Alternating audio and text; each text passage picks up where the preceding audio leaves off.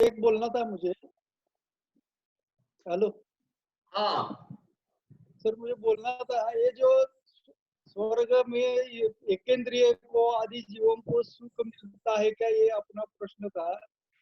तो स्वर्ग में जो पैदा हुए जीवों को जो सुख मिलता है वो विषय का नहीं है इधर। जो स्वर्ग में देव पर्याय में जन्मते हैं, वो देव पर्याय में जन्मते हैं, उनको वो सुख मिलता है, ऐसा मुझे बोलना था। हाँ, यही है। स्वर्ग में जो देव पर्याय में उत्पन्न हुए उनको, और उनको हाँ भी उनके साता का उदय से सुख हुआ बराबर, सही बात। है ना।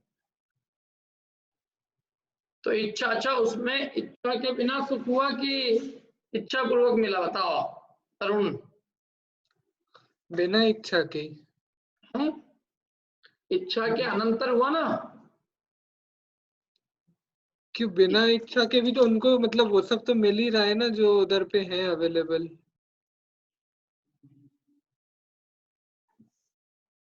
अरे ये कौन है ये जिसने किया है?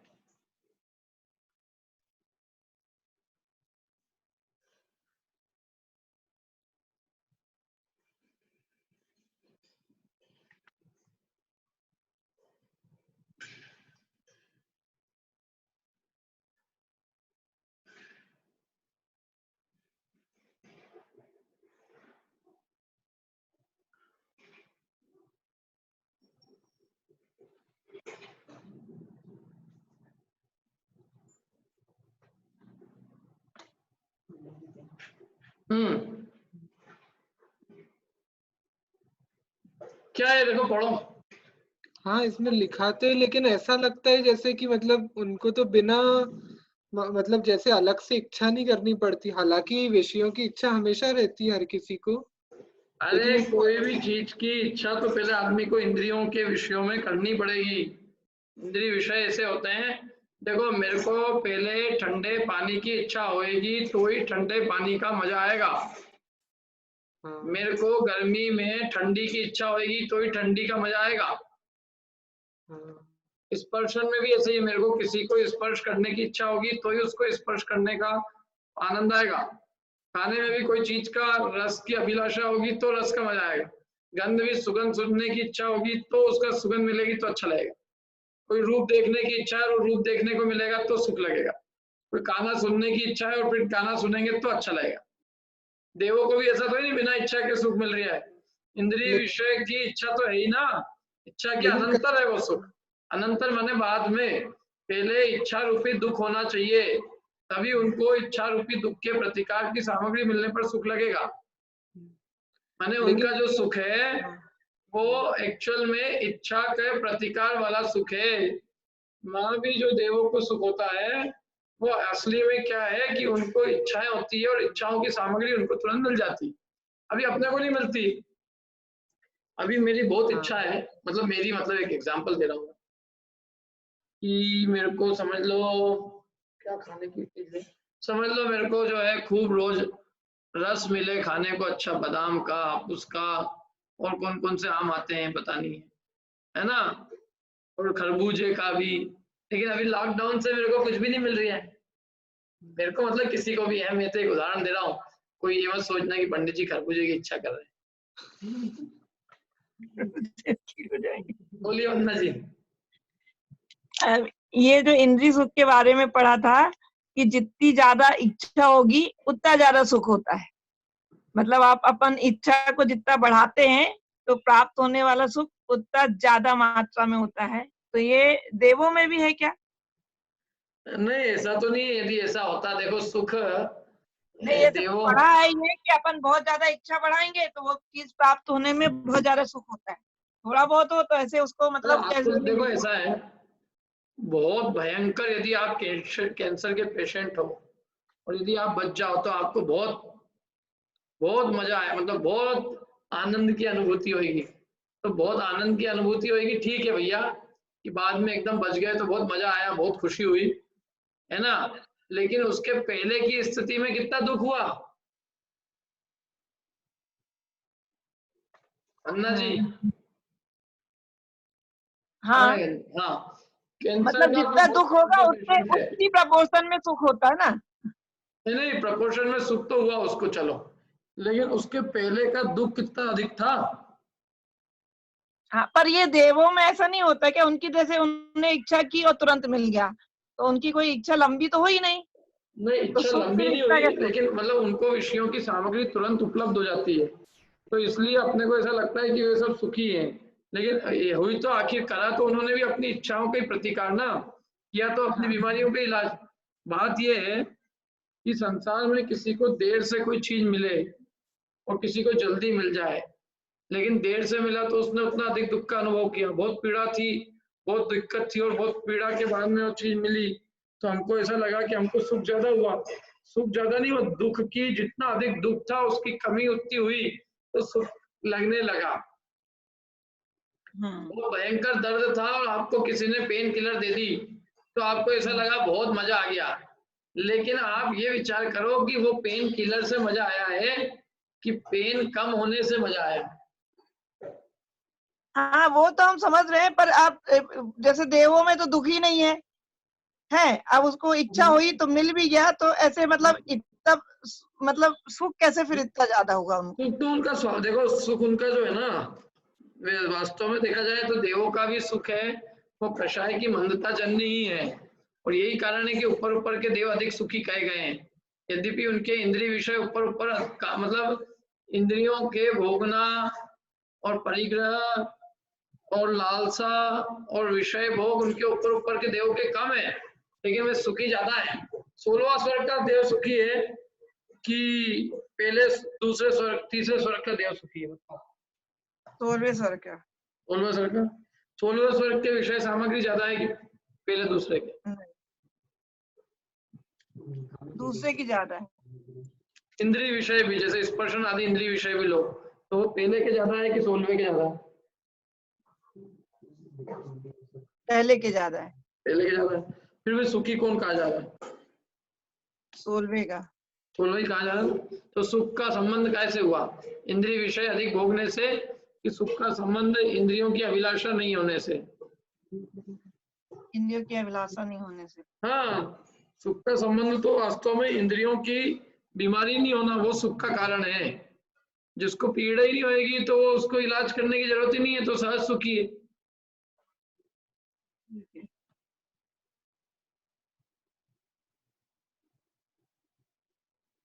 बराबर है? हाँ। देवों का जो सुख है वो वास्तव में उनका जो इंद्रियों से उत्पन्न सुख कहा है, वो तो अपन अपनी तरफ से बात करो कि भाई हमें जो है इंद्रिय विषय उपलब्ध नहीं होते और हमारे तृष्णा खूब है, तो हमारे को समझाने के लिए कहा है कि भैया वहां सब मिल जाएगा तेरे को, इसलिए बहुत सुख होएगा। क्या सारे इंद्रिय विषय जिसकी भी इच्छा करोगे तत्काल मिल जाएगा। यहाँ क्या होता है कि यहाँ जीव ये नहीं समझता है कि मैं इच्छा नहीं करूंगा तो सुखी हो जाऊंगा। यहाँ वो समझता है इच्छा तो होती है, मतलब अपनी इच्छाओं की पूर्ति नहीं हो रही है इसलिए अपन दुखी है। तो इसे जीव को समझाया जा रहा है कि वहां तेरी इच्छाओं की तत्काल पूर्ति हो जाएगी तो तू बहुत सुखी हो जाएगा। इच्छाओं का अनंतर, इधर इच्छा की तो इधर वो विषय उत्पन्न हो जाएगा, तो बहुत तेरे को अंदर में बहुत मजा आएगा। ठीक है। लेकिन परमार्थ बात ये नहीं, परमार्थ तो यही है कि जितनी जितनी पीड़ा कम होगी, विषयों की इच्छा ही नहीं होगी, उतना उतना दुख स्वयं कम होगा। जब दुख कम होगा तो उसको दूर करने की आकुलता भी कम होगी। देखो क्या है, एक तो इच्छा तो हो कम और सामग्री हो बहुत, तो वो जीव ज्यादा सुखी है कि दुखी है? बताओ। आपको आज खाने की इच्छा तो बहुत कम है और आपको सारी चीजें अवेलेबल है, तो आपका सुख अधिक है कि कम है? अधिक है। है? अधिक है। अधिक है ना। और इच्छा तो हो ज्यादा, तो सामग्री नहीं मिले तो दुख ज्यादा है कि नहीं है? हाँ। तो ऊपर ऊपर के देवों की क्या है, इच्छा ऊपर ऊपर के देवों की इच्छा कम है और सामग्री उनको बहुत है। सामग्री माने इंद्रिय विषय को अधिक अधिक जान सकते हैं, ये इच्छा ही नहीं है। और नीचे नीचे देवों की इच्छा अधिक है क्या, और सामग्री भी अधिक है, मतलब सामग्री का भोग दिखता अधिक, लेकिन इंद्रिय विषयों को जानने की ताकत कम है ऊपर के देवों की अपेक्षा। हम्म। तो अपने नीचे के देव ऊपर वाले देव की अपेक्षा कम सुखी है।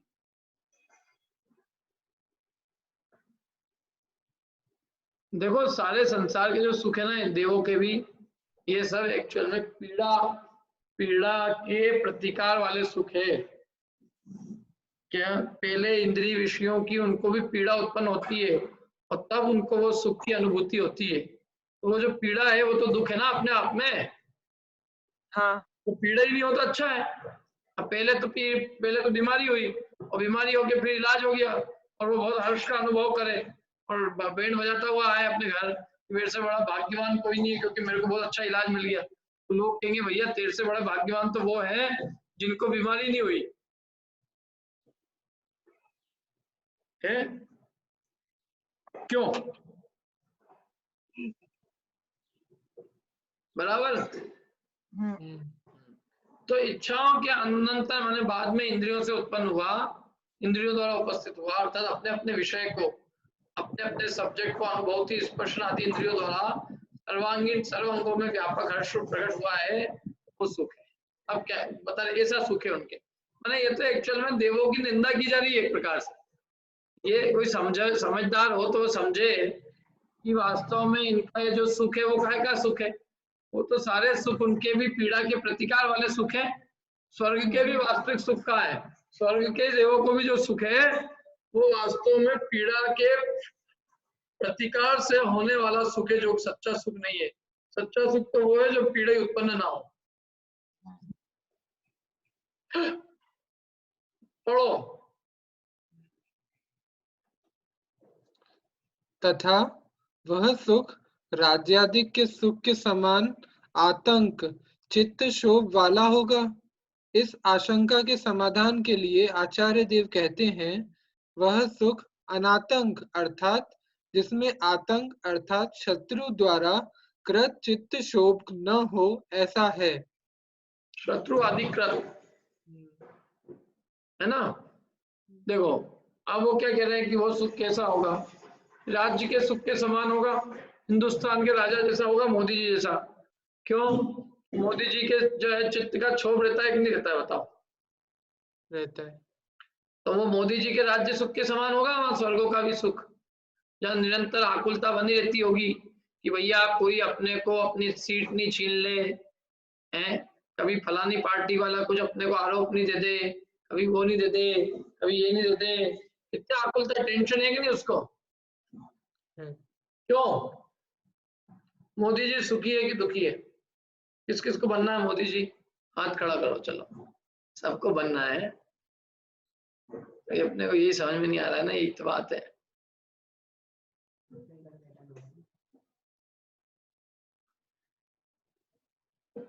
मोदी जी सुखी है कि दुखी है, इस प्रश्न का जवाब दे दो। दुखी है। कोई जवाब ही नहीं दे रहा है, क्या बात है।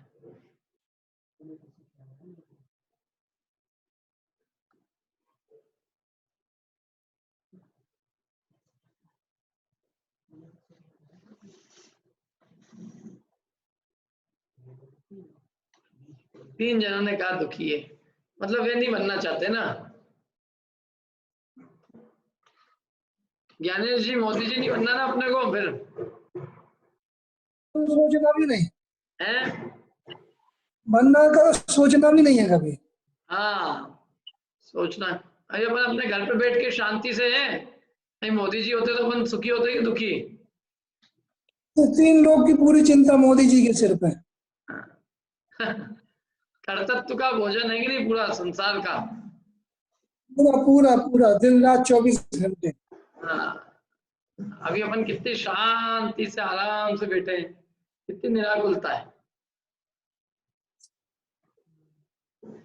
क्या नहीं है, अनंत आकुलता है उनको, अनंत आकुलता। एक एक स्टेटमेंट पे आकुलता हो जाती है कि ये कैसे किया, फिर उसका तत्काल जवाब दो, फिर इसका जवाब दो, इसने ऐसा किया, वैसे लोग मर गए, ये हो गया वो हो गया। माने वो सुख क्या है जिसको कहे कि अपने को ऐसी सीट पे बिठा दिया जाए क्या,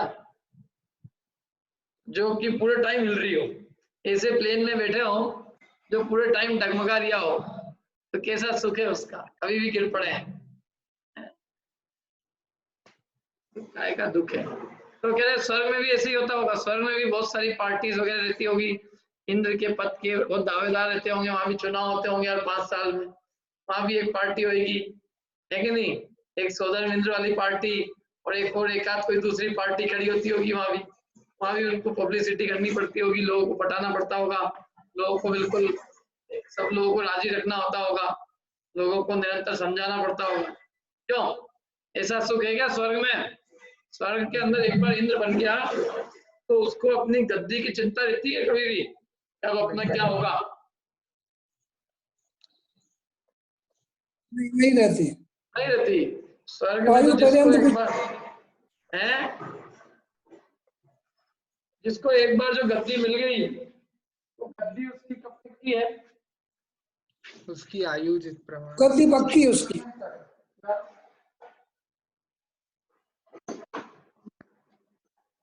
वही पर्यंत रहेगी। हाँ, वो गद्दी उसकी पूरी जिंदगी पर्यंत फिक्स हो गई है, उसकी गद्दी को कोई छीनने वाला नहीं है क्या? तो वो ऐसे ही कह रहे हैं कि वहां पे क्या, वहां पे भी राज्य के सुख के समान आतंक होता होगा, चित्त में क्षोभ होता होगा, चित्त क्षोभ वाला होगा। तो कह रहा नहीं, उसमें कोई आतंक नहीं, मैंने शत्रु आदि द्वारा किया गया चित्त का कोई क्षोभ नहीं है, कोई शत्रु ही नहीं हो। स्वर्ग का वास्तव में देखो एक चीज तो है, इस स्वर्ग के अंदर जिसको जो पोस्ट प्राप्त हो गई वो पोस्ट परमानेंट पोस्ट है। इंद्र जो है ना, इंद्र को 2 सागर तक कोई हिला नहीं सकता। यदि अपने यहाँ के नेताओं को भी बता दिया जाए ना कि स्वर्ग में ऐसी व्यवस्था है, तो ये सारे के सारे मुख्यमंत्री यही व्यवस्था चाहेंगे कि हमको मृत्यु पर्यंत तक कोई हटा ही नहीं पाए। प्रधानमंत्री कहेगा यार ऐसी सोदम इंद्र जैसी व्यवस्था करो यहाँ पे, क्या यहाँ हमको कोई मरते दम तक हटा ही नहीं पाए। आगे अच्छा आगे चलो, तो स्वर्ग में ऐसा कुछ भी आतंक नहीं, जिसकी जो पोस्ट है, जिसका जो उसको अपने पुण्य के उदय से जो प्राप्त हुआ है वो उसको मरण पर्यंत तक रहेगा, वो चीज उसकी कहीं जाने वाली नहीं। तथापि क्या वह सुख भोगभूमि में उत्पन्न हुए सुख की भांति अल्पकाल भोगने योग्य होगा? ऐसी आशंका होने पर आचार्य कहते हैं, एक सेकंड, ये इसने पूर्वी ने एक प्रश्न किया है, इंद्रों को नहीं पर अन्य देवों को तो शोभ आतंक होता होगा। अरे अन्य को भी कोई आतंक नहीं है, सबको ऐसी जॉब है वहां जो जॉब को कोई छीन ही नहीं सकता।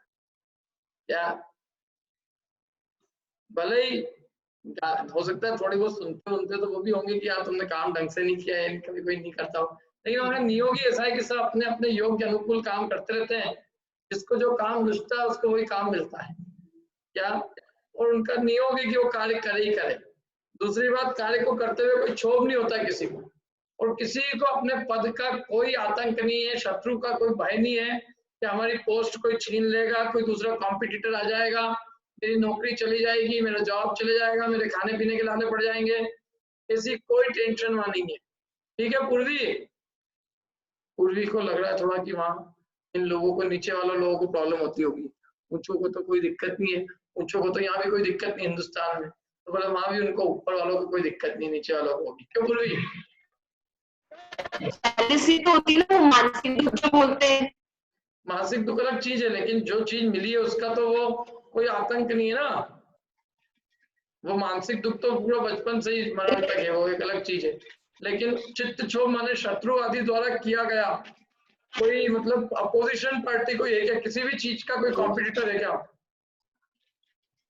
करुणा का भी डर नहीं, जैसे कि उसको इंद्र के इतने सारे भोग देख के, उसकी इतनी रिस्पेक्ट देख के कहीं ना कहीं जलन जेलसी तो होती होगी कि यार मैं तो नहीं हूँ ये वाला देव।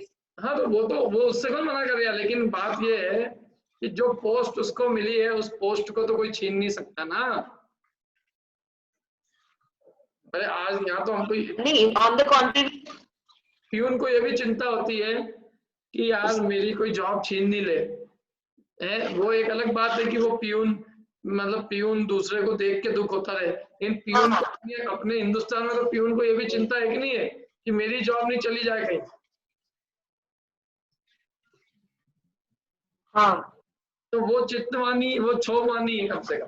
दूसरों की नहीं मिली हमको, ये तो ठीक है, हम ऑफिसर नहीं बने, क्लर्क नहीं बने, मैनेजर नहीं बने, बॉस नहीं बने, ये दुख तो ठीक है, लेकिन ये दुख तो नहीं है ना कि हमारी जो जॉब है वो भी चली जाएगी। सही। ठीक है, चलो हाँ वापिस से पढ़ लेना प्रश्न। तथापि क्या वह सुख भोगभूमि में उत्पन्न हुए सुख की भांति अल्पकाल भोगने योग्य होगा?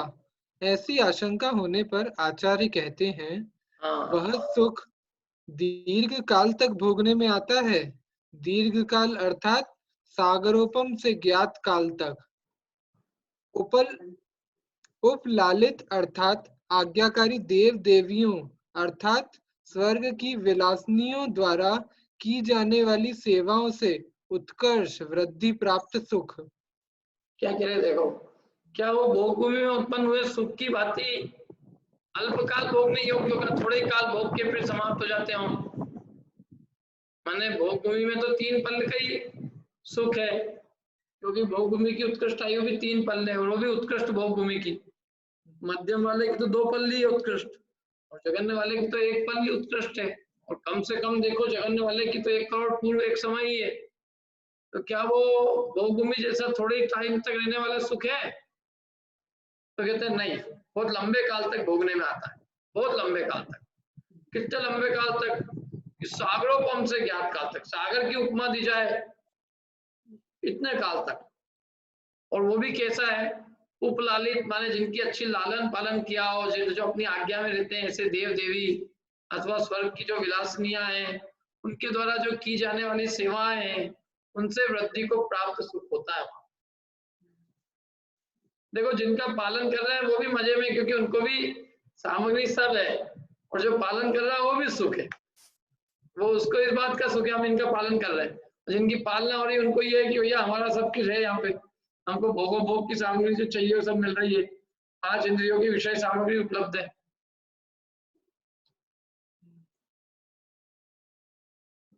हाँ आगे शिष्य पूछता है, तब वहाँ किसके जैसा सुख है?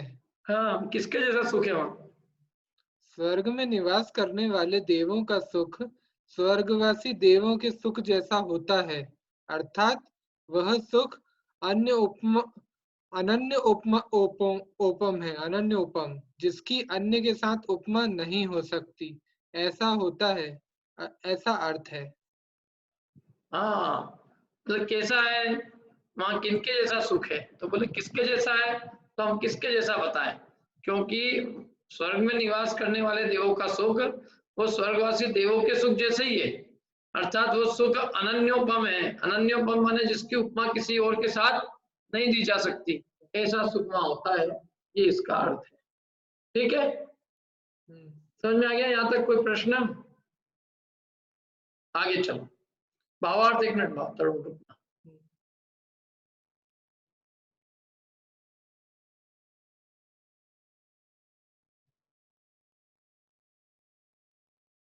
प्रीति जी आप पढ़ लो भावार्थ 1 पैराग्राफ।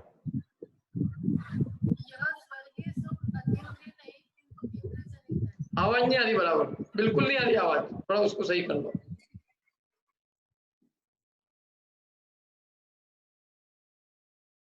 आज क्या अपना सिस्टम थोड़ा गड़बड़ हो गया आपका?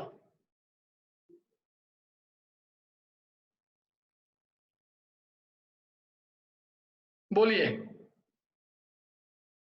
अनम्यूट करो पहले तो आप आपको। हाँ बोलो। यह स्वर्गीय सुख अतीन्द्रिय नहीं किंतु इंद्रिय जनित है, तथापि वह इंद्रिय जनित सुखों में अनुपम है, क्योंकि वह राज्यादि के सुख जैसा चित्त छोड़कर। आवाज नहीं आ रही प्रीति जी बिल्कुल भी, 1 मिनट और किसी से करवा लेते हैं।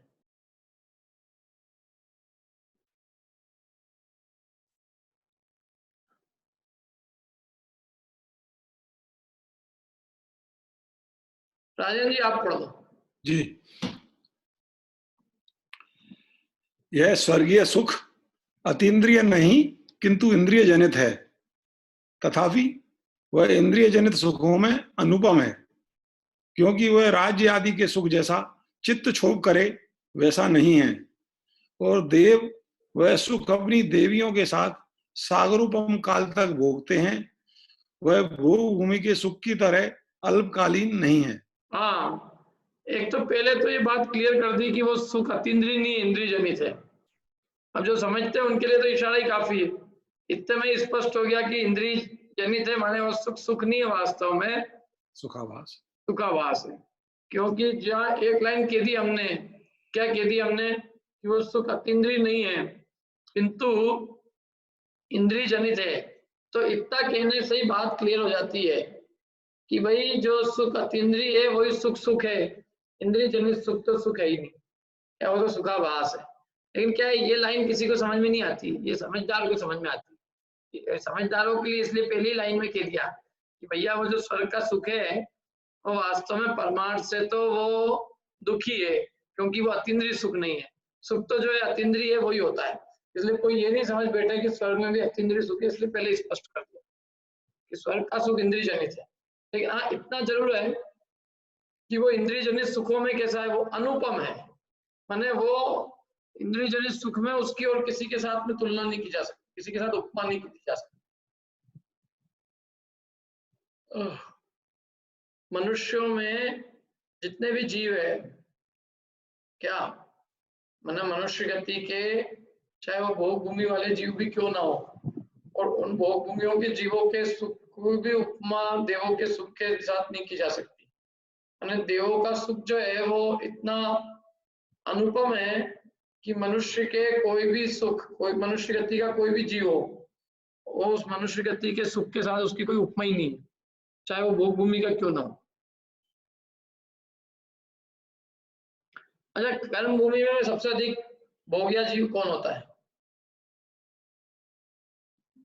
सबसे अधिक भोग किसको होता है?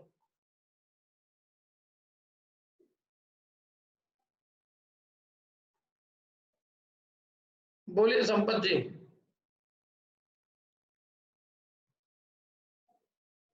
अर्पिता जी बोलिए। चक्रवर्ती। चक्रवर्ती को सबसे अधिक होता है। आपको मालूम, एक चक्रवर्ती से कई गुना सुख किसको होता है? तीर्थंकर। नहीं, तीर्थंकर नहीं, तीर्थंकर तो अतीन्द्रिय सुख वाले हैं, वो जाति अलग है। स्वर्ग के देव को? नहीं नहीं नहीं, एक मिनट और पूछते हैं। बोलिए वंदना जी। भोग भूमियों वाले मनुष्यों को। कौन से भोग भूमि? 3 तरह की है। जघन्य भोग भूमि। हाँ, और उससे कई गुना सुख किसको होता है? मध्यम वाले को। फिर उससे उत्कृष्ट भोग भूमि होता है। उससे ज्यादा सुख? फिर स्वर्ग के देवों। नहीं, उससे ज्यादा सुख एक सामान्य व्यंतर को हो जाता है। अच्छा। और व्यंतरों से भी कई अधिक सुख वैमानिक देवों को होता है। और वैमानिकों में भी सबसे अधिक जो सुख कहलाता है वो स्वर्ग के इंद्र को होता है ना। ये मतलब उनकी ये एक हायरार्की है। तो वो कह रहे हैं कि जो स्वर्गवासी देवों का जो सुख है वो वास्तव में बाकी नीचे के देवों से किसी से उसकी तुलना की नहीं जा सकती। स्वर्गवासी देवों का सुख स्वर्गवासी देवों जैसे ही है। इंद्रिय जनित सुखों में सबसे उत्कृष्ट यदि कोई है तो वो वैमानिक देव है, उनके जैसा इंद्रिय सुख किसी को नहीं है। और दूसरा, वो राज्याधिक के सुख जैसा नहीं है, क्योंकि राज्याधिक का सुख तो वो चित्त को क्षोभ करता है। आपको राज्य का जो है सुख है वो बहुत आकुलता रूप है। आप खाना नहीं खा सकते इतने में फोन बज जाए आपका कि साहब फलाने राज्य में जो है ये आकुलता हो गई, ये तकलीफ हो गई है, फलाने मुख्यमंत्री ने ये दे दिया है, फलाना आदमी अपने राज्य अपनी आज्ञा में नहीं चल रहा है, फलानी सेना ने आक्रमण कर दिया है, हाथी बंधन तोड़ा के भग गया है, कहीं आग लग गई है, प्रजा चिल्ला के आई है, प्रजा रो रही है। दुनिया भर की समस्या।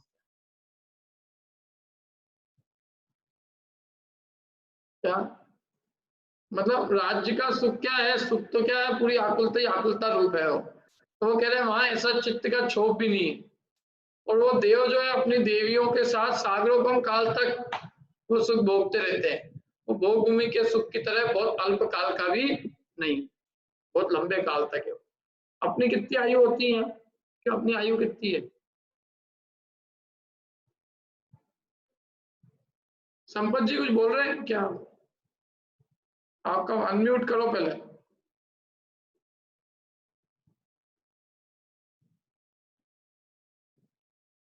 बोले किसी अपनी कितनी आयु है?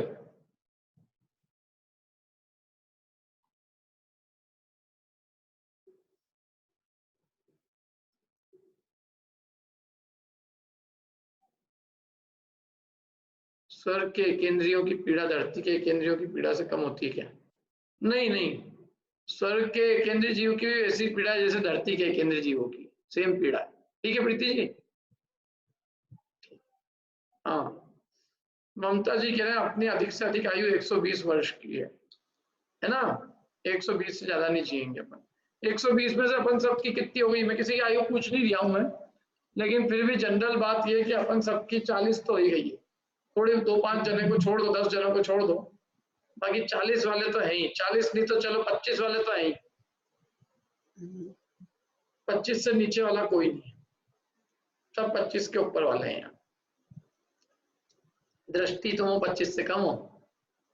अच्छा ठीक है, हाँ तो तुम 1-2 को छोड़ दो, बाकी सब मेजोरिटी की बात कर रहे हैं हम कि सब जो है 40-50 वाले लोग हैं यहाँ। अब कितनी बची है सबकी आयु बताओ? कितनी कितनी लगती है आपको? ये तो बता सकते हो ना, अपनी आयु मत बताओ, डिस्क्लोज मत करना, वो मैं भी नहीं डिस्क्लोज करूंगा किसी को। लेकिन ये तो कोई भी बता सकता है ना कि मेरे को कितने साल और जिंदा रहना है। अनुमान तो है, जैसे मैं अनुमान से बोल सकता हूँ कि भाई मुझे ऐसा लगता है कि समझ लो 30 साल और मैं जीऊंगा। अनुमान है, कहने को तो मैं कल ही मर जाऊं, कोई ठिकाना नहीं है, लेकिन एक अपन जनरल सामान्य बात करें। संपत जी बोलिए, क्या कुछ बोल रहे हैं? भैया जी मैं पूछ रही थी देवों के लिए जो आपने बताया ना। हाँ हेलो, बोलिए। तो जो देवों के लिए आपने बताया, तो नीचे जाति के देव जो होते हैं वो ऊपर जाति के देवों को देख के जलते तो हैं? जलते हैं, मानसिक दुख होता है, लेकिन फिर भी इंद्रिय विषय का, इंद्रिय विषयों के नहीं मिलने वाला दुख उनको नहीं है। मतलब जो चीज, जैसे भूख लगी है तो भूख संबंधी पीड़ा नहीं है, प्यास की नहीं है, सर्दी गर्मी नहीं है, ये वो नहीं है, रोग नहीं है, बुढ़ापा नहीं है। अच्छा, जो किलवी जाति के जो देव होते हैं उनको जो जानवर बनाता है तो उनको तकलीफ तो होती होगी? नहीं, ऐसे कोई अपनिया जैसे नहीं है कि मेरी पीठ पे मैंने बच्चा चढ़ के बैठ रहा तो मेरे को बहुत पीठ दुख रही है, ऐसा नहीं है। वो तो क्रिया से बना लेते हैं। हाँ, क्रिया से बनते हो तो। हाँ, मानसिक दुख है, शारीरिक दुख कुछ नहीं है उनको। हाँ, मानसिक दुख है। हाँ, मानसिक दुख की बात है, तो बराबर है, लेकिन शारीरिक दुख जो है ना वो देवों को कुछ भी नहीं है। हाँ, नहीं है। तो उनको कोई कोरोना नहीं है, बीमारी नहीं है, बुढ़ापा नहीं है, रोटी बनाने की टेंशन नहीं। उनकी वाइफ ये नहीं कहेगी कि देखो हम तो दिन भर खाना बनाते रहते, तुम करते क्या? अच्छा, इसमें आपने एक इंद्रिय को लिखा, तो 2-3 इंद्रिय नहीं होते क्या वहाँ स्वर्ग में? नहीं होते स्वर्ग में। विकलेंद्रीय जीव कोई नहीं होता। अच्छा, विकलेंद्रीय जीव केवल, मालूम आपको, केवल 2.5 द्वीप में होते हैं और स्वयंभू रमण द्वीप और समुद्र में होते हैं, और कहीं पे भी नहीं होते विकलेंद्रीय। अच्छा, ये नियम है। अच्छा, बराबर, सही है भैया। वंदना जी बोलिए, क्या करें? ये जो आपने सुख बताया था उसमें व्यंतर देव है और भवनत्रिक ले लें कि सिर्फ व्यंतर देव? व्यंतर सबसे हीन जाति के, इसलिए उनका नाम लिया मैंने। मतलब तीनों नहीं मानते इसमें? तीनों नहीं, अलग अलग है। व्यंतरों से थोड़ा अच्छी कैटेगरी के भवनवासी है, फिर आप इसमें भवनत्रिक ले सकते हैं क्या? इसमें ये बोल रहे हैं भवनत्रिक ले सकते हैं इसमें? ले लो भवनत्रिक भी ले सकते।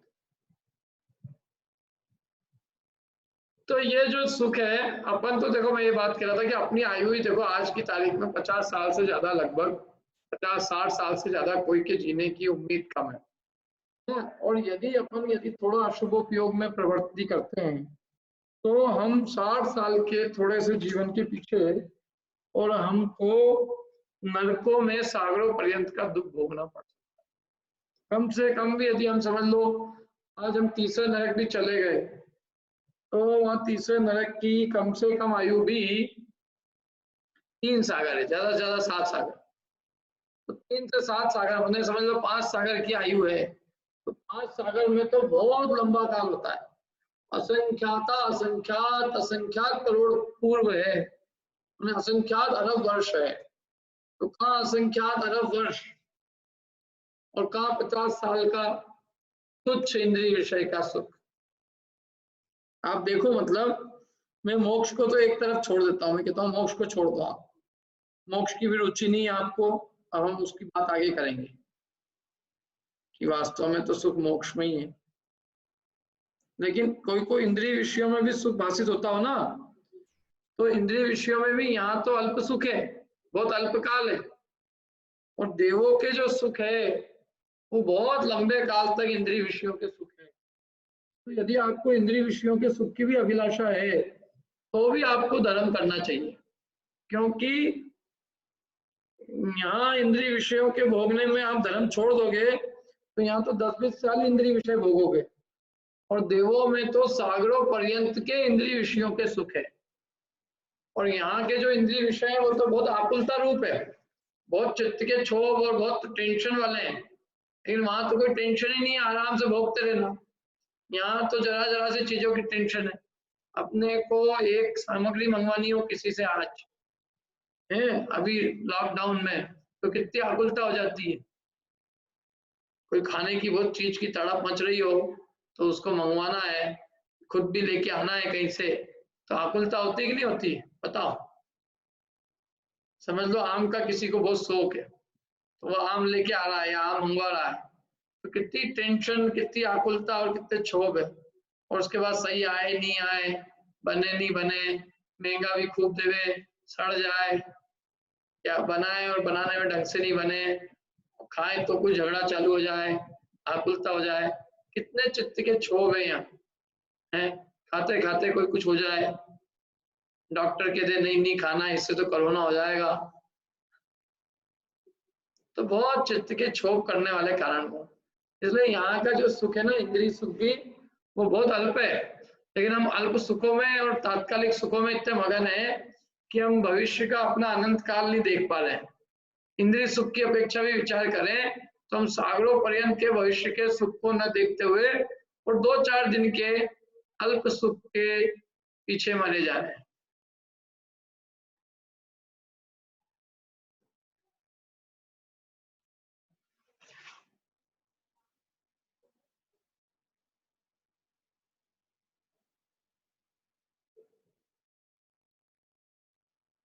संजोता जी, एक मिनट, आप प्रश्न पूछा ना, मैं आपको खुला करता हूँ।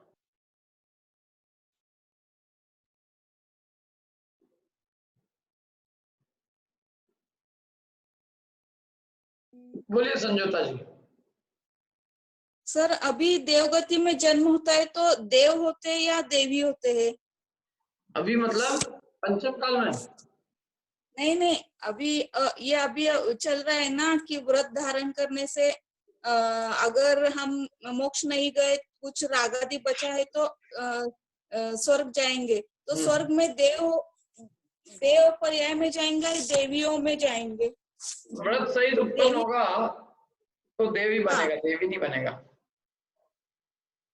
अच्छा, व्रतों सहित उत्पन्न होने वाला जीव देवगति में जाएगा, देव बनेगा, देवी नहीं बनेगा। हाँ, और नहीं इतना है, क्योंकि सुना था कि स्त्री पर्याय में नहीं जन्म नहीं होता सम्यक दृष्टि का। सम्यक दृष्टि तो स्त्री पर्याय में जन्म लेता ही नहीं है, इन मिथ्या दृष्टि भी यदि सम्यक सन्मुख हो और अच्छा उत्कृष्ट विशुद्धि वाला हो तो वो भी देवी नहीं बनता है। अच्छा, हाँ ठीक है, ठीक है।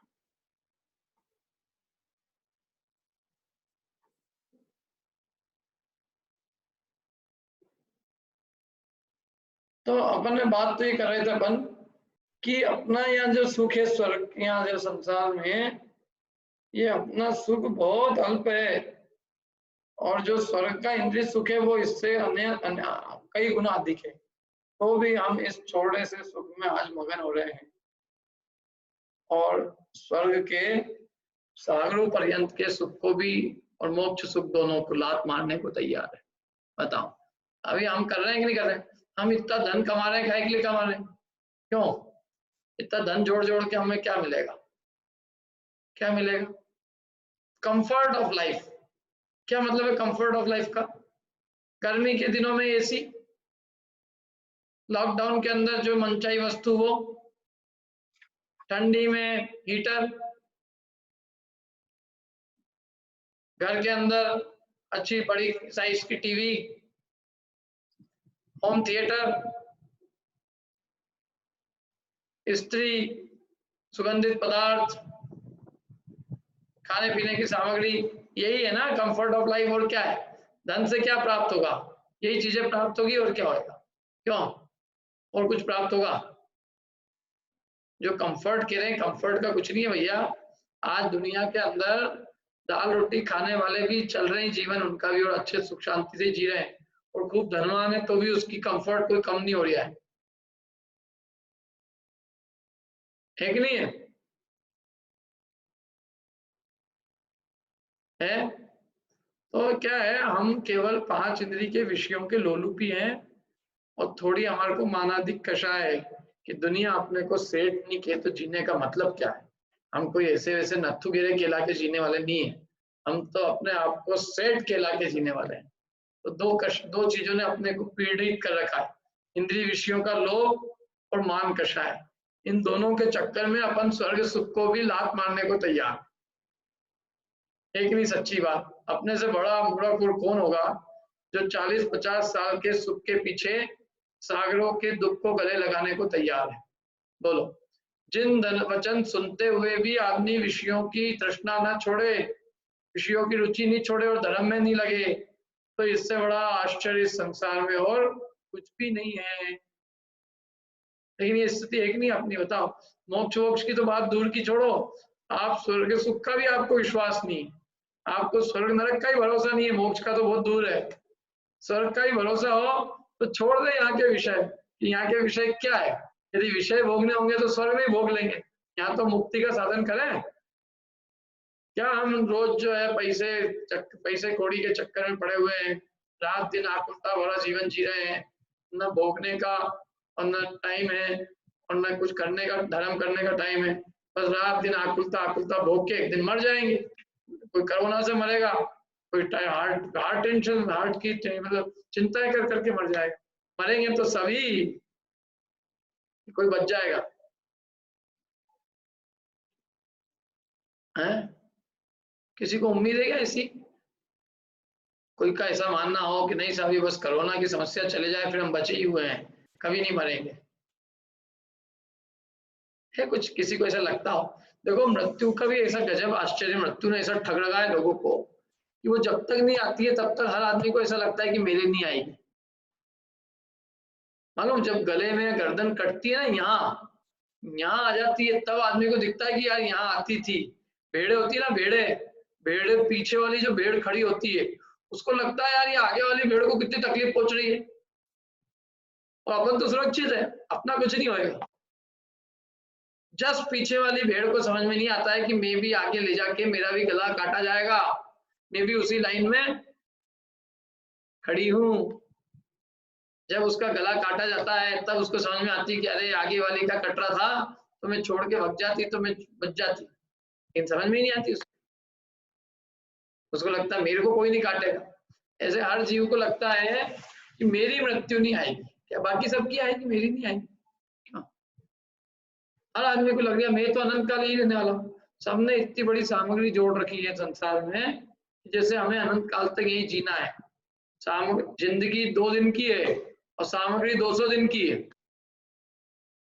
मेरे बच्चे की भी व्यवस्था कर रखी, बच्चे के बच्चे की भी एफडी कर रखी, और उसका जो बच्चा होगा उसकी भी एफडी है, और उसके बाद में जो होगा उसके लिए एक मकान छोड़ जा रहा हूँ, उसके बाद के लिए एक प्लॉट है,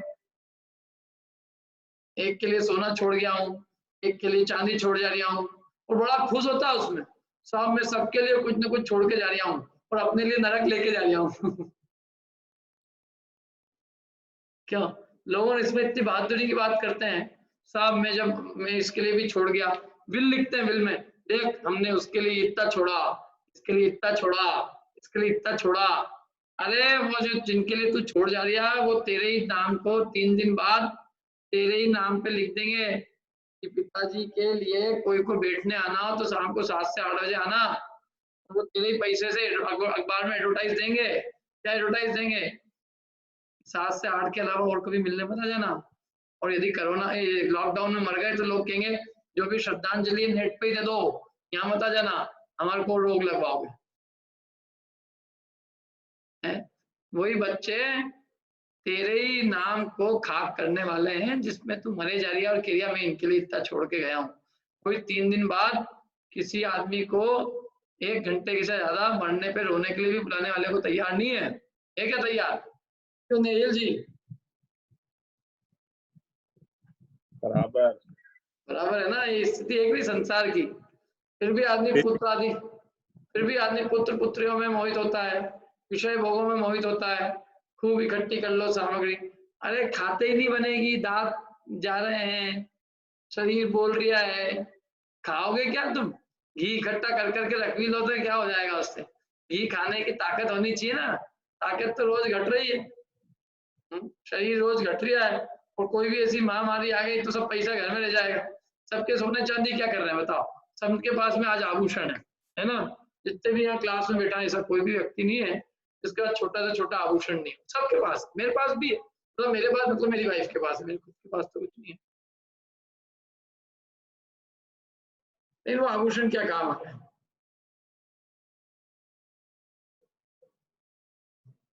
बताओ क्या काम आ रहे हैं? जिनकी कारें हैं वो कारें क्या काम आ रही है? BMW है, क्यों क्या काम आ रही है? पूछते हैं अपन सबसे, एक एक से पूछे।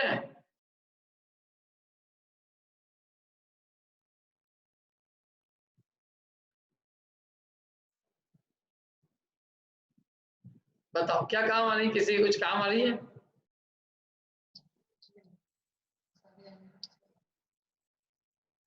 प्रीतेश जी बताओ क्या काम आ रही है? अपना वैभव सामने दिख रहा बस सामने खड़ी हुई दिख रही है बस। गाड़ी क्या दिख रही है?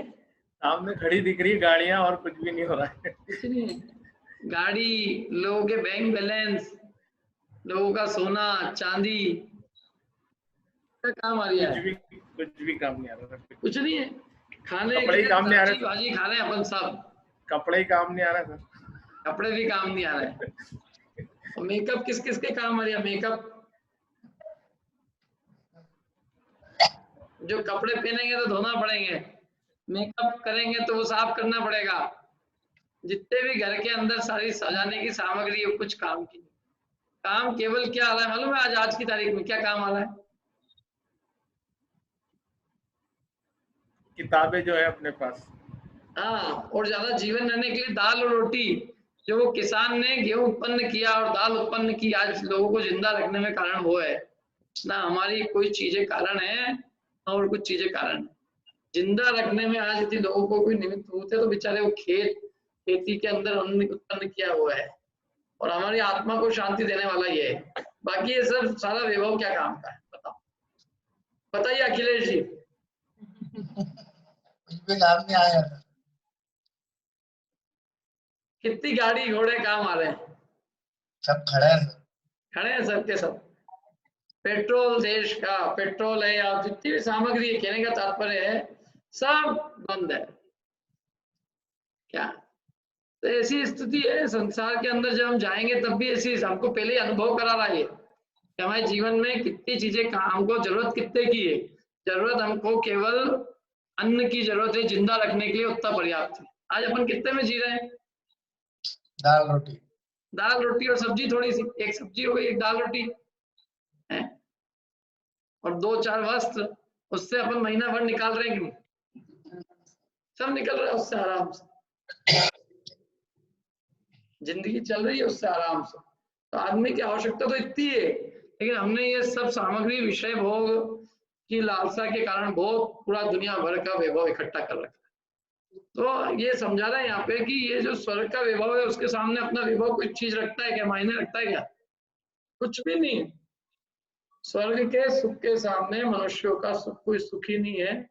स्वर्ग देखो मनुष्यों में तो बहुत 1000 बीमारियां ऐसी, 1000। चोरी, जारी, अकाल, मारी, राजा ठीक नहीं है क्या, ऑफिसर ठीक नहीं है, कभी कौन लूटने वाला, कभी कौन हड़पने वाला, कभी अतिवृष्टि, कभी अनावृष्टि, कभी सूआ, कभी टिड्डी, कभी मूसर, 7 प्रकार की इतियां पढ़ी आपने? सब इति भीति 7 प्रकार की इति होती है। मूसा मतलब चूहे, चूहे से बीमारियां फैलती है। टिड्डियों के दल होते हैं जो पूरी फसल चाट जाते हैं, फसलें खराब हो जाती है, ओले गिरते हैं, अतिवृष्टि हो जाती है, कभी वृष्टि नहीं होती है, फसल अच्छी हो जाती है तो उसको तोड़ नहीं पाता आदमी, और कीड़े लग जाते हैं। दुनिया भर के आदमी समस्याएं हैं, तो कुछ हाथ में आते हुए भी चीज चली जाती है।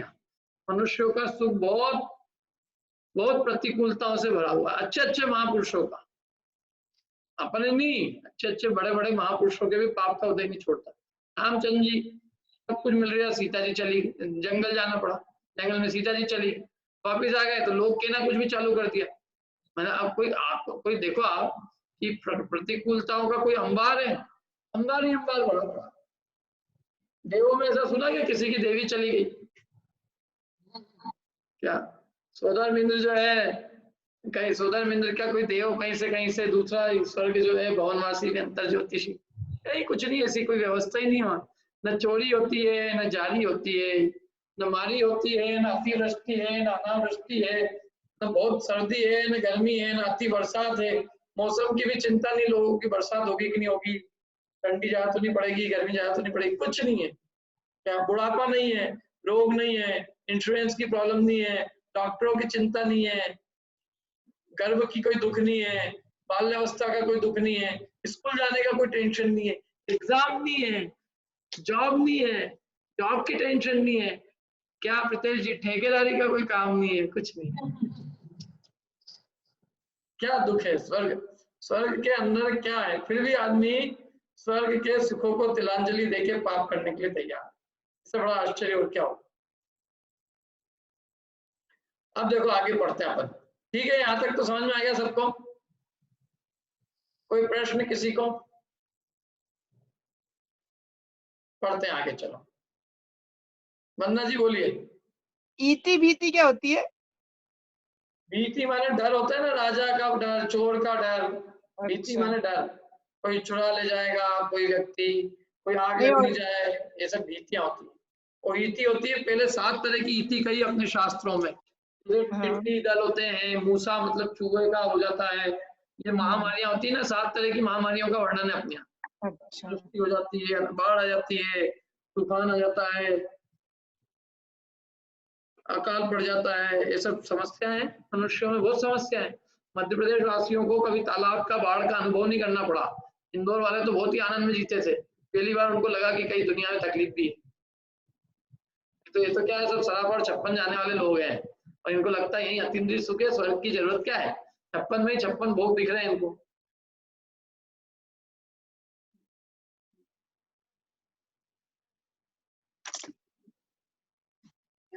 हाँ पढ़ो आगे, कौन पढ़ रहा है?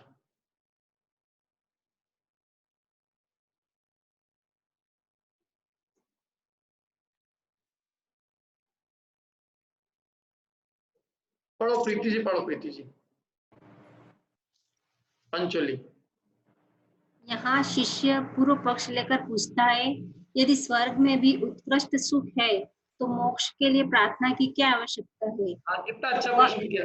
इतना सुन के लोगों ने कह रहे हैं मतलब कहीं नहीं भैया, आज अपने समझ में आ गई, अपने को ज्यादा कोई मेहनत नहीं करना है, स्वर्ग की मेहनत कर लो, मोक्ष की क्या जरूरत है? जब स्वर्ग में उत्कृष्ट सुख है तो मोक्ष के लिए प्रार्थना करने की क्या जरूरत है? पढ़ो आगे। भगवान, न केवल मोक्ष में किंतु स्वर्ग में भी सुख हो कैसा? उत्कृष्ट। न केवल मोक्ष में बल्कि स्वर्ग में भी सुख हो। कैसा सुख स्वर्ग में? उत्कृष्ट। मनुष्य आदि के सुख को टपक जाए, ऐसा हो तो उसका क्या प्रयोजन? टपक जाए मैंने मनुष्य आदि के सुख को टपक जाए, मैंने मनुष्य आदि उस सुख के लिए तरस जाए। या आप लोगों की किसी की किताब में क्या लिखा है? टपक जाए। नहीं, टपक जाए तो ये तो मैंने वाली किताब भेजी है। अब एक मिनट ऊपर देखते हैं अपन इसको थोड़ा सा।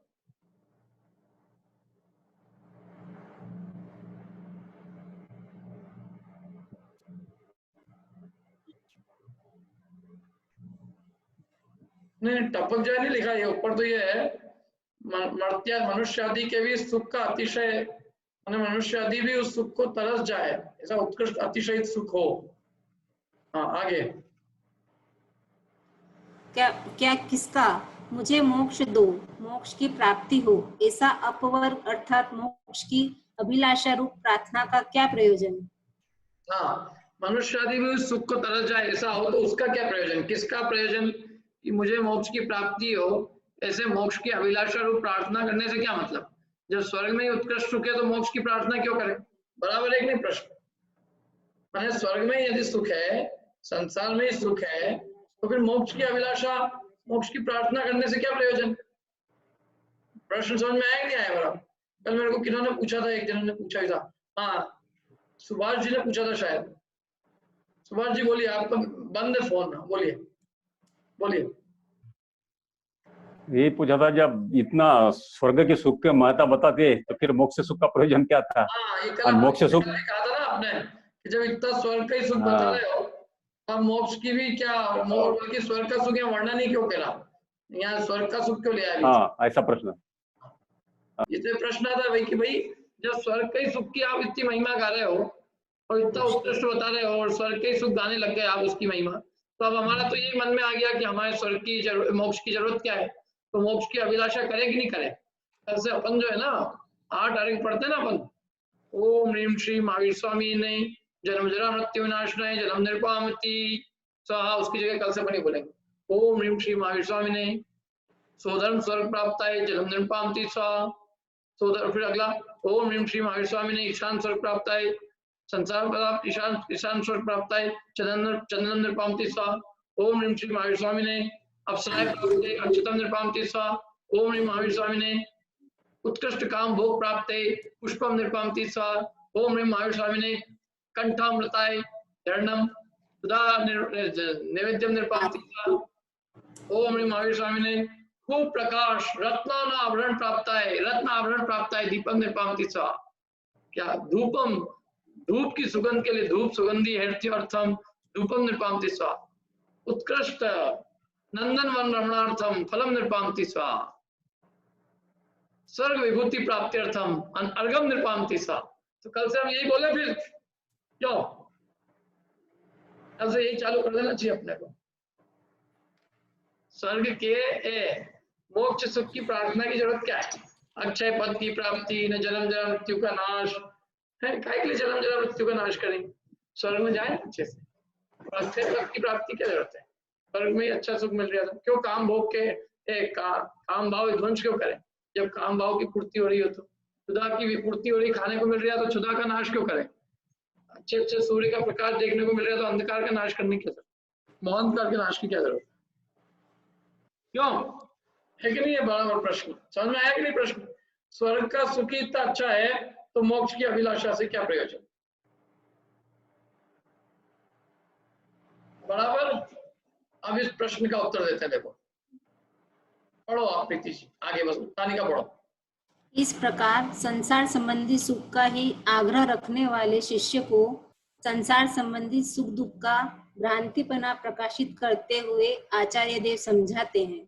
हाँ, ऐसे जो संसार संबंधी सुख का ही आग्रह करता है शिष्य, ऐसे जीव को ये बता रहे हैं कि संसार संबंधी जो सुख है वो सब भ्रांति है, वो कोई सुख नहीं है।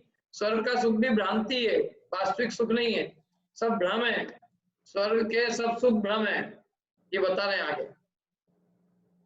देखो गाथा पढ़ता हूं।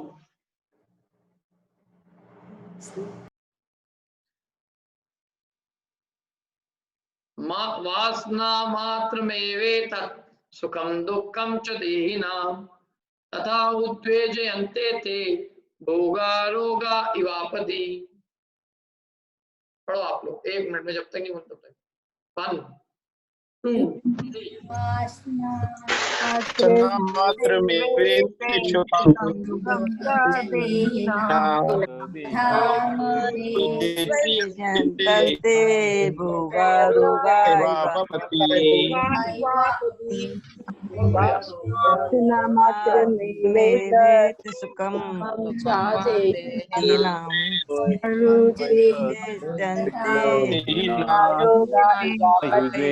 भोगा रोगाय वा यदि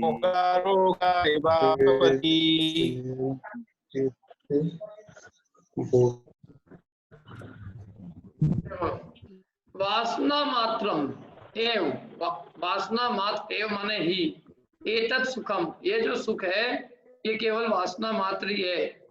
सुखम दुखम च देहिनाम, संसार देहिनाम माने देहधारियों के ये जो सुख दुख है ये केवल वासना मात्र ही है। ये जो कुछ भी संसारियों के सुख दुख है ये केवल उनकी वासना है, माने उनका भ्रम है ये। तथा ही उद्वज्जन्ते, और ये उद्वेज वो क्या करते हैं, तथा ही उद्वेज्यन्त्यन्ते, उद्वेज्यन्त्यन्ते माने उद्वेजना उत्पन्न करते हैं, आकुलता उत्पन्न करते हैं, उद्वेग पैदा करते हैं, तृष्णा पैदा करते हैं। भोगा रोगा इव, भोगा रोगा इव, इव का अर्थ बताया था मैंने पहले कल, किसी को याद है इव का अर्थ? बताओ, हाथ खड़ा करके बताओ। कल ही मैंने इव बताया था। इव का अर्थ क्या है? अरे वाह, 8 जनों ने हाथ खड़ा किया।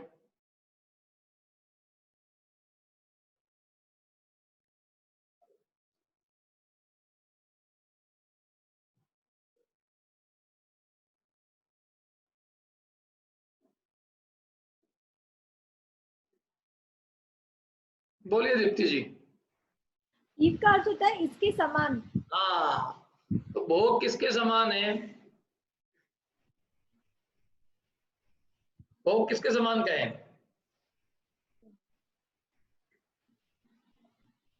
रोग के जैसे। हाँ, भोग रोग के जैसे हैं, आपदा है क्या ये कह रहे हैं। देखो अब मैं हिंदी पढ़ता हूँ इसको।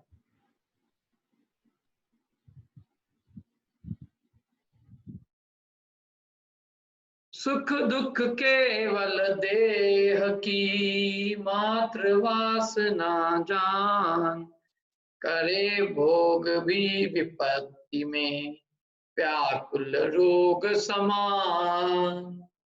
पढ़ो आप लोग सब।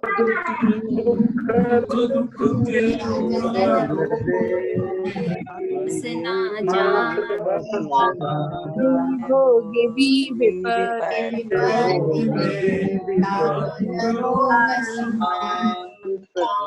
मजा नहीं आएगा, एक साथ पढ़ेंगे।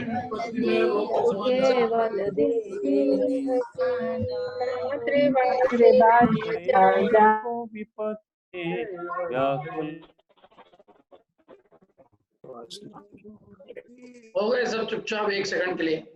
1 मिनट सब शांति रखो। अब सुनो, मैं जब बोलूंगा तभी बोलना आप, मैं जब 1 2 3 करूंगा। सुख दुख केवल देह की मात्र वासना जान, करे भोग भी विपत्ति में व्याकुल रोग समान। 1 2 3। केवल देह की मात्र वासना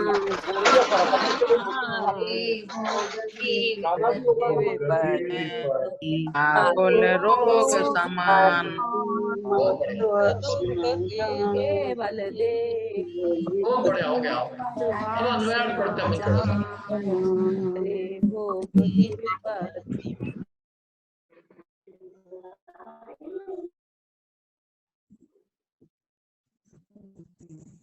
अल्पा जी चोपड़ा जी पढ़िए, अन्वय अर्थ पढ़ लो आप। जी जी भाई।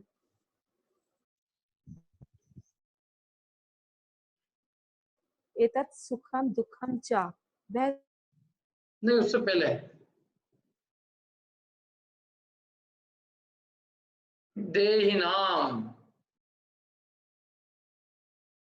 पढ़ो ना। क्या हुआ, लाइट गई क्या? क्या हुआ?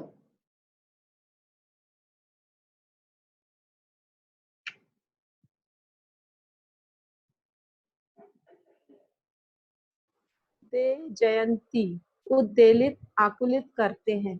अच्छा, मेरे को आवाज नहीं आई, वापस से शुरू से पढ़ लो अन्वय अर्थ। जी। देही नाम, देहधारियों के, एतत् सुखम दुखम च,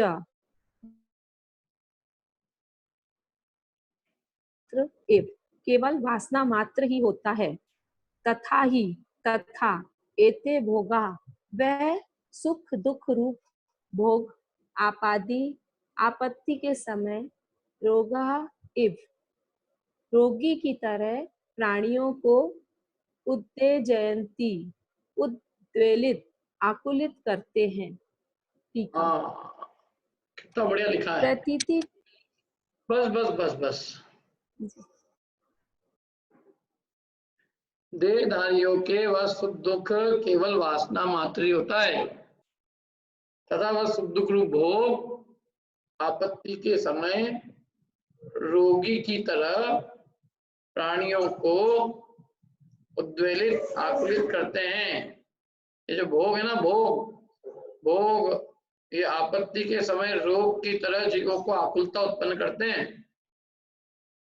ये जो स्वर्ग के जो भोग की जिनकी चर्चा कर रहे हैं ना, ये मरते समय कैसे लगते हैं? 6 महीने पहले छूटते समय कैसे लगते हैं? क्यों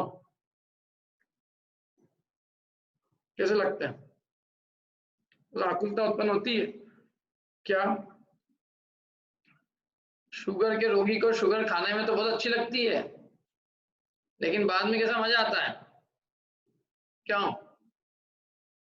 हार्ट के पेशेंट को तेल की खाने को मना किया है, खूब कचौरी पचौरी घी तेल की चीजें दिखती तो बहुत अच्छी है, खाने को भी अच्छी लगती है, लेकिन जब पीड़ा होती है तो कैसे विपत्ति करती है, कैसे आकुलित करती है, करती कि नहीं करती आकुलता?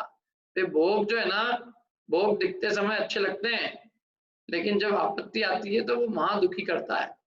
वही जो भोग हमने भोगे ना, वही भोग महा दुखकारी प्रतीत होते हैं। जो जो चीजें जो जो संयोग का हमने सुख भोगा है, वही संयोग का जब वियोग होता है तो उतनी आकुलता उत्पन्न करते हैं। जितना सुख भोगा उतनी आकुलता होती है। समझ में आया? ये मैंने देहधारियों के जो पहली बात तो सुख दुख सब वासना मात्र। मेरा बच्चा बहुत अच्छा है, किसका बच्चा? मेरा पुत्र बहुत अच्छा है, मेरी पुत्री बहुत अच्छी, मेरा मकान बहुत अच्छा है, मेरी दुकान बहुत अच्छी, हमारा तो बहुत अच्छा है भैया, हमारे तो सब बढ़िया है, पत्नी बहुत अच्छी, मेरा बेटा, सब वासना है, सब भ्रम है। संसार में कोई अपना नहीं। मैं सुखी दुखी पंचेंद्रिय के विषयों से मैं सुखी हूँ, भ्रामक भ्रमणा है, केवल अपने पीड़ा का प्रतिकार मात्र सुख है, वास्तविक सुख नहीं है। वास्तविक सुख तो जहाँ विषयों की इच्छा ही उत्पन्न नहीं होती है, जहाँ विषय पीड़ित ही नहीं करते हैं, जहाँ देह में अपनेपन की बुद्धि, देह में अपनेपन का भ्रम ही मिट जाता है, और तब जो सच्चा सुख प्राप्त होता है, उस सुख के सामने ये सब सुख भ्रम है, आकुलता मात्र, भ्रामिक सुख है, ब्राह्मणा है, ब्रह्मणा। संसारियों के सुख एक भ्रम है, सोते हुए का भ्रम। जैसा होता है ना, सोता आदमी सोते में अपने आप को पता नहीं क्या क्या मान के सुखी होता है, ऐसे ही संसारी जीव भी कर्म के उदय से अपने को पता नहीं क्या क्या मान के अपने को पता नहीं क्या क्या अनुभव कर करके खुद ही अपने आप में सुखी हो लेते हैं, और खुद ही अपने को कुछ तो भी मान मुना के दुखी भी हो लेते हैं। वास्तव में आत्मा तो आत्मा रहता है ना, कोई वो राजा होता है ना रंग होता है, लेकिन ये जैसे स्वप्न में आदमी अपने आप को राजा रंग मान के रोता रहता है, जैसे ये भी स्वप्न में स्वप्न की बाती अपने आप को राजा रंग आदि अनुभव कर करके वो सुखी दुखी हो लेता है। ये सब भ्रमणा है, और ये सब जितने भी सुख है, ये सब भोग आपत्ति के समय सब रोग की तरह अपने को आकुलता पैदा करते हैं। यही सब जब भोग का वियोग काल आता है ना, तो उतनी आकुलता पैदा करते हैं।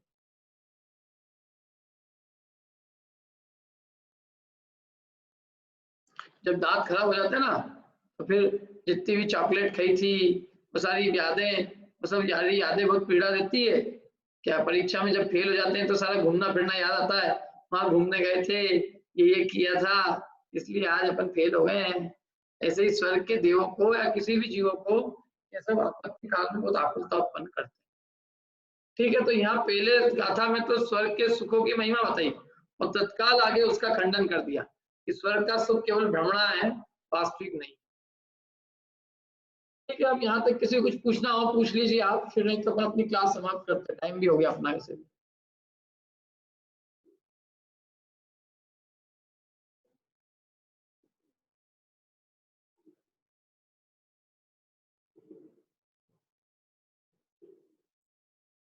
बोलिए बोलिए शेखर जी। अभी अपना विषय हो गया था एकेंद्रीय जीव कहाँ कहाँ है, उसके बारे में आपने बताया था। एक ढाई द्वीप में है और किधर तो बोला था। मेरे पढ़ने में आया था वो अलोकाकाश और अपने सिद्धशिला पर भी भगवान के आसपास घूमते रहते हैं एकेंद्रीय जीव, लेकिन उनको मालूम नहीं रहता, ऐसा पढ़ने में आया था। क्या उधर भी रहते हैं ना वो एकेंद्रीय जीव? हाँ, विकलेंद्रीय नहीं रहते, 2 इंद्रिय 3 इंद्रिय 4 इंद्रिय ढाई द्वीप में रहते हैं। एकेंद्रीय तो सब जगह है। हाँ। एकेंद्रीय का थोड़ी मैंने मना किया। एकेंद्रीय तो पूरे लोकाकाश में, सूक्ष्म एकेंद्रीय पूरे लोकाकाश में ठसाठस भरे हैं।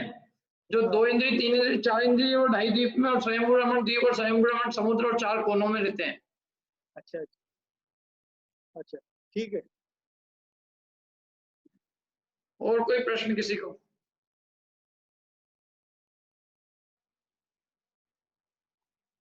दीप्ति जी बोलिए। पहले का था शायद। अच्छा, और किसी को?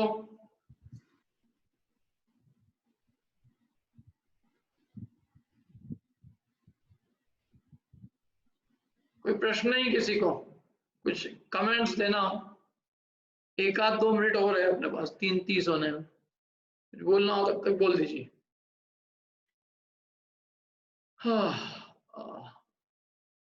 हाँ बोलिए अनीता जी। मारी और जारी मारी माने होता है जैसे महामारी को मारी कहते हैं, और जारी माने परिस्त्री सेवन को जारी कहते हैं। कल बताया था, देख लेते हैं। और कोई?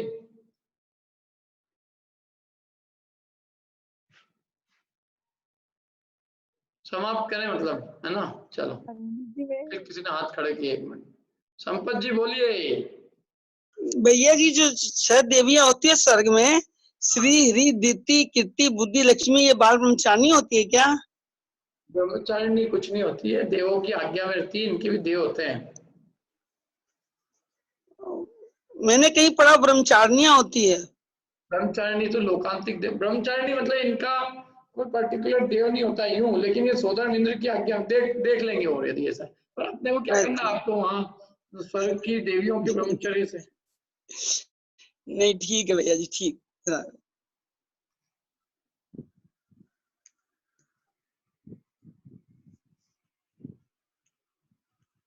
बोलिए स्वयं प्रभा जी के। ये सर वासना का क्या अर्थ निकलेगा? वासना मतलब केवल जो है एक भ्रमणा है, भ्रमणा। वासना होती ना, वासना का सुख माने हम पीड़ा से उत्पन्न होने वाला प्रतिकार मात्र है। केवल इच्छा का सुख है, बाकी कुछ नहीं। जैसे कोई को इच्छा हुई उस संबंधी सुख है, पीड़ा ही नहीं है तो क्या सुख है? पीड़ा ही नहीं है तो सहज ही सुखी है, मतलब पीड़ा ही नहीं है तो दुख ही नहीं है। तो जो संसारियों के सुख है वो मानो उनकी वासना की पूर्ति होने वाला सुख है। तो जिसको वासना ही उत्पन्न नहीं हुई वो सहज सुखी।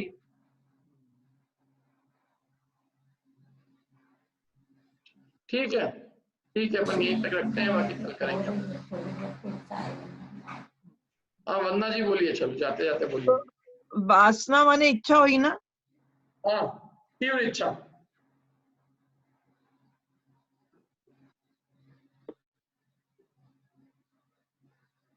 चलो, जनवाणी के ज्ञान ते सूझे लोकालोक, सोवाणी मस्त